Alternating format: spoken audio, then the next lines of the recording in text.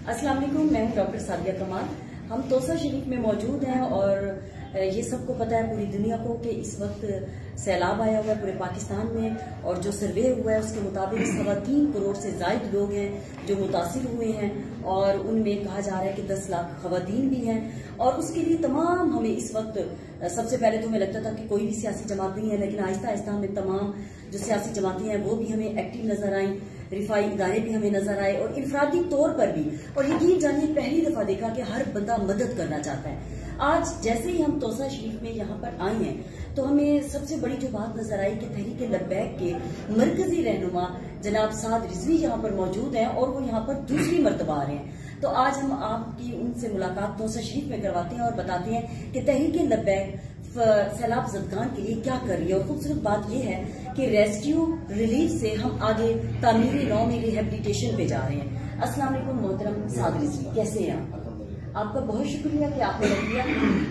मोहतरम साद रिजवी, बहुत कम उम्री में आप पे एक बहुत ही बड़ा कहना चाहिए कि जिम्मेदारी आन पड़ी है, तो आप इसको कैसे ले रही हैं? और खास तौर पर इस वक्त हमारे मुल्क पे पूरा आफत ज़दा है और आप जा रही हैं, दौरा कर रही हैं और उनकी मदद कर रहे हैं। तो आप तोसा शरीफ में क्या इधर सराइकी एरिया में दूसरी मरतबा तशरीफ लाई हैं? जी बिस्मिल्लाहिर्रहमानिर्रहीम। मैं तोसा में उस दौरान आया था जब यहाँ पर पानी भरा हुआ था, और पानी की जो हाइट थी वो उस वक्त तकरीबन 6-7 फुट थी। जब वो डिबो रहा था, लोगों को रेस्क्यू ऑपरेशन चल रहा था उस वक्त, और लोगों की मदद की जा रही थी, उन्हें निकाला जा रहा था, दरख्तों से उतारा जा रहा था, मतलब इलेक्ट्रिक पोल से नीचे उतारा जा रहा था।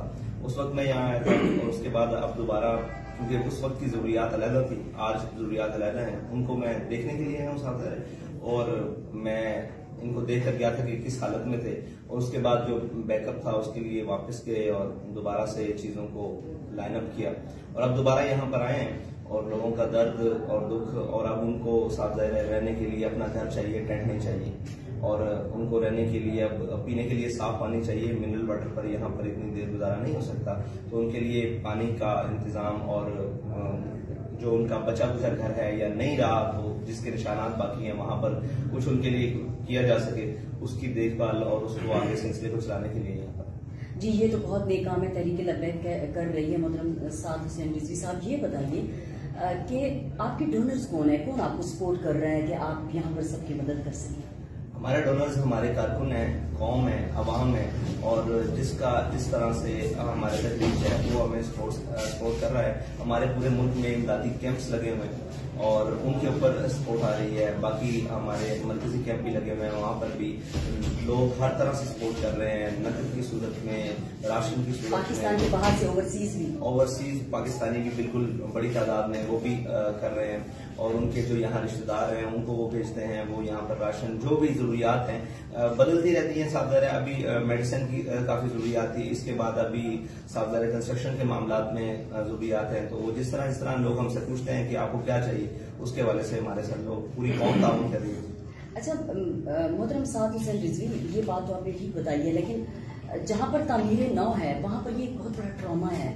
जैसे कई माओ के बच्चे बह गए हैं और कई मर्द जो हैं वो घर के सरबराह वो चले गए हैं, पानी में लाशें तक नहीं मिली। तो क्या उनके लिए कोई आपने इस तरह से सोचा है कि हम उनको ट्रॉमा से, जहनी खलफशार से, नफ्सियाती जो इश्यूज हो जाते हैं, उनके लिए भी क्या काउंसलिंग का काम करेंगे आप? जी बिल्कुल करेंगे। उनके लिए हमारे यहाँ जितने भी मामलात हैं तालीम के हवाले से, हम एक तो चाहते हैं कि अगर वो यहाँ पर तालीम हासिल करना चाहे तो हम उनके लिए स्कूल्स वगैरह बनाएं। अगर वो यहाँ पर नहीं समझते कि बड़े शहरों में जाने के लिए वो तैयार हैं, तो हम उनको बड़े शहरों में लाहौर, पिंडी, कराची, इस्लामाबाद और बड़े शहरों में लेकर जाने के लिए तैयार है। जैसे डीजी खान है, हम वहाँ पर भी उनकी तालीम का और रहने सहने का इंतजाम करने का सोच रहे हैं।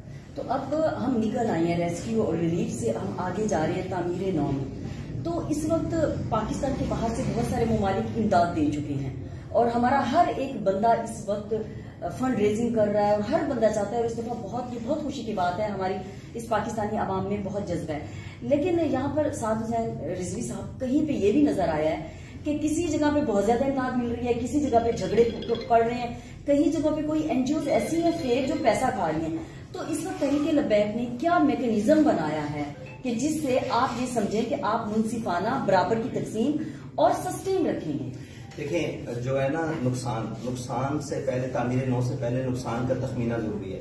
किसका कितना कहाँ नुकसान हुआ है। ठीक है, ये एक बहुत बुनियादी अंसर है। दूसरी बात यह है कि रियासत की पहली जिम्मेदारी है कि वो लोगों तक पहुंचे। ठीक है जी, हम रियासत के साथ मिलकर काम करना चाहते हैं और रियासती मशीनरी को इस काम के अंदर इस्तेमाल करना चाहते हैं, लेकिन यहाँ पर रियासत नाम की, हुकूमत नाम की कोई चीज हमें नजर नहीं है। जहां तक मैं गया हूँ, अल्लाह जाने अब वो कहाँ तक काम कर रहे हैं, और उन्होंने काफी सारे फंड्स का ऐलान भी किया। आपसे अभी तक कोई राब्ता भी रियासत की तरफ से नहीं हुआ? रियासती सतह पर हमारे साथ किसी किस्म का राब्ता नहीं है, और ना किसी ने कहा है कि आप क्या कर रहे हैं हमें बताएं, या हम बिल्कुल तैयार हैं कि साफ ज़ाहिर है ये पूरा एक निजाम है और इसका तखमीना लगे कि यहाँ नुकसान कितना हुआ है, उसके बाद तामीर नौ हो तो बेहतर है।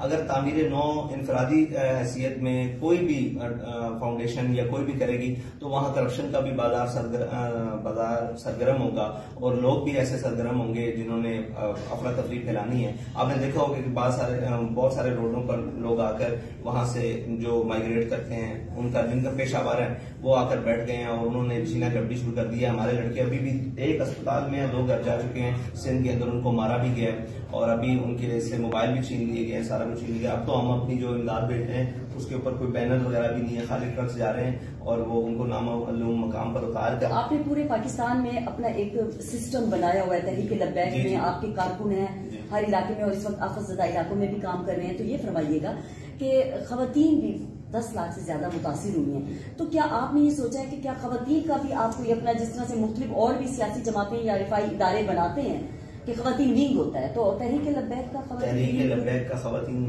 विंग मौजूद है। हमारी MPA साहिबा हैं कराची से, सरवत तो साहिबा, उनको यहाँ पर नहीं आना चाहिए था? आप 2 दफा आ चुके हैं, वो नहीं आए। सुने डॉक्टर साहिबा, हमारी जो MPA सरवत साहिबा है, वो हमने उनको सादर है। हमारा खवातीन का एक मसला है, हमारी घरेलू खवातीन वर्क में मौजूद है, हमारी लेडी डॉक्टर्स मौजूद हैं। आप उनका इंटरव्यू करना चाहें, उनसे मिलना चाहें, वो यहीं पे मेरे ख्याल से जामपुर के करीब कहीं मौजूद हैं, तो आप उनसे मिल सकती हैं। तो हमारी खवातीन और हमने खवातीन के मसाइल को एक बंद लिफाफे के अंदर सारे मामला को करके उन तक पहुंचा रहे हैं और उनकी जो जरूरियात हैं वो यहाँ पर पहुंचा रहे हैं। और हमारे यहाँ से भी डॉक्टर साहिबा हैं, वो काम कर रही थी, उन्होंने हमारे हसन भट्ट साहब से रब्ता किया, वो यहाँ पर आए हुए थे, ऑपरेशन की टीम में थे, उनसे रब्ता किया। जो जरूरियात उन्होंने बताई हैं वो एक बड़ी तादाद में, बल्क तादाद में इंशाल्लाह हम उनको देने के लिए जा रहे हैं कि आप खवातीन की मदद करें, उनको सरबराह। ये बहुत अच्छा कर रहे हैं आप। ये बताएं, बस आखिरी सवाल आपसे करूंगी, जो अब सियासत में हम देख रहे हैं, जो इस वक्त जलसे भी हो रहे हैं, अवाम भी इस वक्त पानी में और मुसीबत में घिरी हुई है, बहुत ऐसी चीजें चल रही हैं। मुस्तकबिल में आप क्या देखते हैं? क्या तहरीक लब्बैक अलहदा तौर पे एक जमात बन के आएगी या किसी से आप इत्तेहाद करेंगे? किस तरह से सियासी मंजरनामा आप देखते हैं? सियासी मंजरनामा तहरीक लब्बैक का तो 2018 में बहुत क्लियर हो चुका है। तहरीक लब्बैक पाकिस्तान 2018 में एक अपनी शनाख्त के साथ सियासी जमात बनकर उभरी और पाकिस्तान के सियासी पर, और इंशाल्लाह अभी भी अपनी शनाख्त के साथ वो हर तरह से काम कर रही है। असल में मसला ये है कि हमारे यहाँ सियासत का मकसद जो है ना, वो अल्लामा इकबाल की जबान में है कि सरवरी दर्दीन मां खिदमत गरी है, अदले फारूकी व फकरे हैदरी है। तो हम जो है ना सियासत का मकसद खिदमत रखते हैं, ना कि चोर बाजारी और ये सारे मामला। एक बड़ी लंबी तफसील है और उसको ना ही छेड़ा जाए तो बेहतर है, वरना ये मामला कहीं और। बिल्कुल दुरुस्त फरमाया आपने कि एक लंबी तहरीर है, लेकिन हमें वो कहते हैं खिदमत खल्क के वास्ते पैदा किया गया है इंसान को। तो बस मैं आखिरी ये इसी सवाल पे खत्म करूंगी कि देखिए, तहरीक लब्बैक इस बात पे यकीन रखती है या रसूल अल्लाह लब्बैक, और नबी पाक ऐसी इंसानी हस्ती थे कि हम कहते हैं लक़द रसूलुल्लाह उस्वतुन हसनतुन। तो मुझे ये बताएं कि कहीं इस तरह की शिद्दत पसंदी या वो तो नहीं हो लोगों में आएगी, क्योंकि इस्लाम में है ला इकराह फिद्दीन, दीन में कोई जबर नहीं है कि हाँ तहरीक लब्बैक आगे लोगों को मजहब की बुनियाद पे, फिरके की बुनियाद पे, नस्ल की बुनियाद पे, जुबान की, इलाके की बुनियाद पे तफरीक ना हो। हम मजहब की बुनियाद पे भी सबको इक्वली ट्रीट करें, जिस तरह से पाकिस्तान का कयाम अमल में लाया गया। तो आप बहैसियत तहरीक लब्बैक के रहनुमा होने के अपने जो वर्कर्स हैं उनको इस बात की तरगीब देते रहते हैं कि वो इस बात की आपकी तकलीफ करें?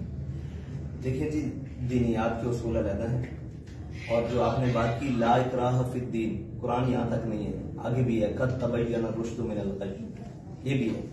तो दीन में बिल्कुल किसी किस्म का जबर नहीं है। और हमारे लोगों ने, आपको कहीं से पूरे पाकिस्तान या पूरी दुनिया में शिकायत नहीं आएगी कि उन्होंने किसी की मदद करने से पहले ये पूछा हो कि तुम कहाँ से ताल्लुक रखते हो, तुम्हारा दीन क्या है, तुम्हारा मजहब क्या है, तुम्हारा फिरका क्या है, लेकिन की है। लेकिन हमारी ईमानियात की बात वो अलग है। हमारा स्टांस है नामूस रिसालत पर, वो दुनिया का किसी मजहब से ताल्लुक रखने वाला हो, किसी नस्ल रंग से ताल्लुक रखने वाला हो, वो हमारा बुनियादी दुश्मन है, वो रहेगा। हमारे आका मौला सल्लल्लाहु अलैहि वसल्लम, हम देखें एक बात बुनियादी उसूल करते हैं, हम सबको मानते हैं मगर मुस्तफा के बाद, बस इतनी सी हमारी बुनियादी चीज है। हमारा झगड़ा किसी से वो दूसरी बात के ऊपर नहीं है कि वो कहां से है और कैसे है, उसका रंग नस्ल क्या है।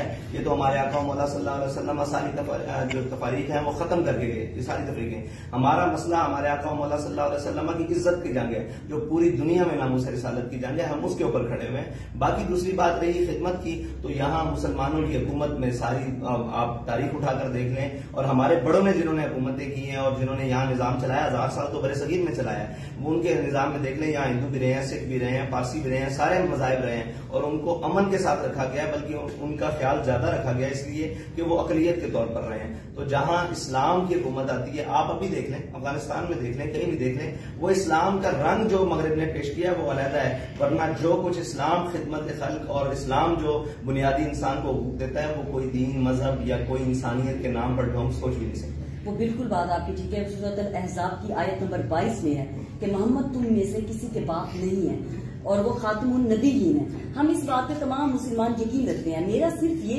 कहने का मकसद है कि हम आगे जिसमें भी जाएं, लेकिन जिस तरह नबी पाक सबकी इज्जत करते रहते थे, आपने देखा कि उन पर जुल्म के जो पहाड़ ढाए गए तो भी आपने बद्दुआ नहीं की। मैं सिर्फ ये चाहती हूँ कि हम उनकी जो तालीमात हैं उसको आगे तक फैलाएं और कुछ नहीं। तहरीक लब्बैक से यही उम्मीद करती हूँ। आप कोई मैसेज दें? जी, हुजूर सय्यद आलम सल्लल्लाहु अलैहि वसल्लम की तालीमात जो है वो एक ऐसा निज़ाम है जिसके अंदर अदल हो, जिसके अंदर तमाम लोगों की अपनी रियाया की खिदमत हो। मेरे आका मौला सल्लल्लाहु अलैहि वसल्लम ने फरमाया कौम का सरदार कौम का खादिम होता है। तो आप यहाँ देख लें कि कौम का कौन सा सरदार कौम का खादिम है। बहुत शुक्रिया।